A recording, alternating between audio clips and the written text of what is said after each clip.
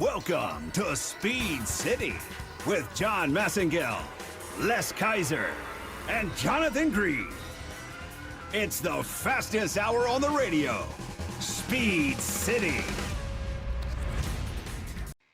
Okay, Speed City fans, I'm delighted to welcome a new face to Speed City, but an up-and-coming driver that we need to know about because he's coming to America.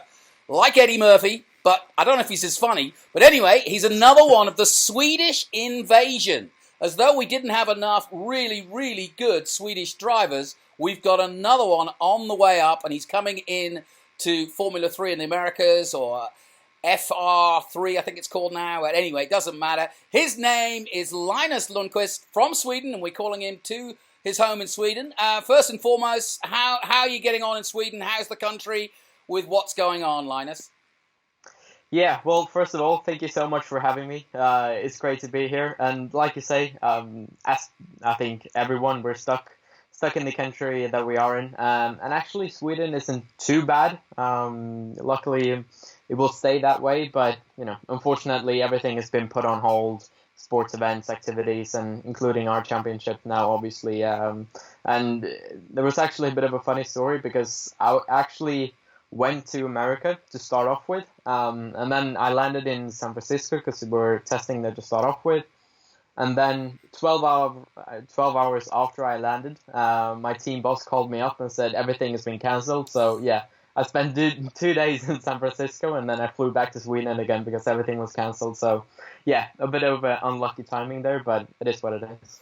Well, listen, Linus, I'm excited to talk to you because you were on the verge of coming to America to race here in Formula 3. So tell me about that decision and tell our audience what you've been up to, because you've already won the British Championship, one of the most prestigious in Formula 3. Yeah, you're right. And obviously that was in 2018. And last season in 2019, I raced in the Euro Formula Open Championship, which it was a good year. We finished fifth in the championship, obviously not where we wanted. And the aim and the target was to progress towards the FIA F3, and after that, obviously looking to FIA F2. But the budget and the financial side of making that possible with a good team was just bit too much for us, and we started to look at other options. And because my goal is to make it as a professional racing driver, as most drivers have. And I needed to realize where is there a genuine possibility to me to find a ladder way up.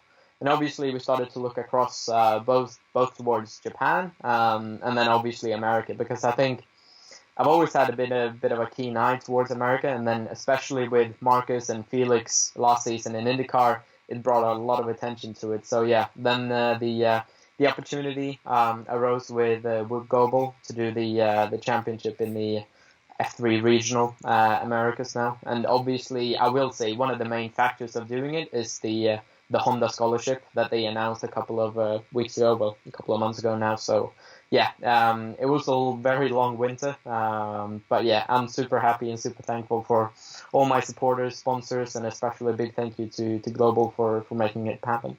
Let's talk about that scholarship, because Honda have almost shaken the world of motorsport here in the States, offering effectively, I believe, up to $1 million to go Indy Lights racing, or having enough budget to go to a Honda team in Indy Lights. Is that the case? Yeah, that's correct. Obviously, to start off with, they said just that the winner of the championship is going to get a fully funded drive in the Lights championship. And I think obviously it's per normal that they don't maybe set a price for that, because we don't know what that would be, but that is essentially what it is. And then obviously when you start to look around what, if you want to do an Indy Lights year, that's the cost of it. So yeah, it's a great opportunity from Honda and a great initiative, and hopefully we can be in that spot in maybe a year's time. Well, I'm sure you're well aware, Dakota Dickerson and Carl Kirkwood, former winners of the F3. Have you done much research into who your competition is and how tough it will be compared to what you've already done? I've tried to do a little bit. Obviously, there haven't been that many drivers announced, and there isn't like an official entry list per se yet. But obviously, I've started to look around and try to see which drivers I'm up against, and I think there will be a new challenge for me personally. And obviously you try to get a bit of information about the opponents, but mostly I'm just trying to get as well prepared as I possibly can, because it's going to be a bit of a different step towards moving towards America, and it's a different car, different tires, different tracks. So yeah, I'm just trying to come as prepared as I can. Now, at 20, I'm sure you are in the gaming revolution, or at least on the sim revolution for your career. How much do you do? Are you going to take part in any events? What's the plan now you're stuck in Sweden? Yeah, I think as everyone has seen, sim racing has just blown up recently, especially with professional drivers or real racing drivers per se that trying to spend their time like that, and it is a good tool. And I haven't really got my own sim rig at home, but I've actually been helped out a bit by the Sweden national team that's got a sim rig here in Stockholm, where I live, which is very good for me. So now that I've been spending a bit of time here back home, I've been trying to use it almost every day. And I'm actually participating in the first, the third round, as it, of the F3 Regional Americas, iRacing events that they're going to host on Tuesday night, I believe it is. So yeah, that's going to be my first ever real sim race. So I'm looking forward to that. I got to ask the question, what's the rig? What's the setup? I'll actually send you a picture. Okay, it's good. Huge.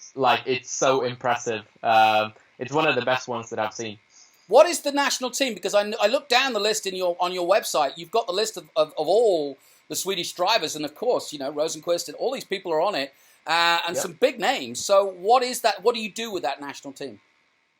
I mean, it's a bit difficult because, like you say, there are big names on it, and everybody's around the globe competing most of the time. So it's quite difficult to get everybody together in the same room and maybe host like activities and etc. around it, but they try to get us together as much as they can, and then we speak and try to help out each other in different ways if there's any connections or any experiences that we can share on to others. And the same goes for me, maybe helping some of the juniors in kartings, etc. So they try to stick it a bit together and help out as much as we can, but obviously it is difficult because it is a very tough sport in that sense, because everyone is an individualist in that sense, that every path is different, but we try to help out as much as we can.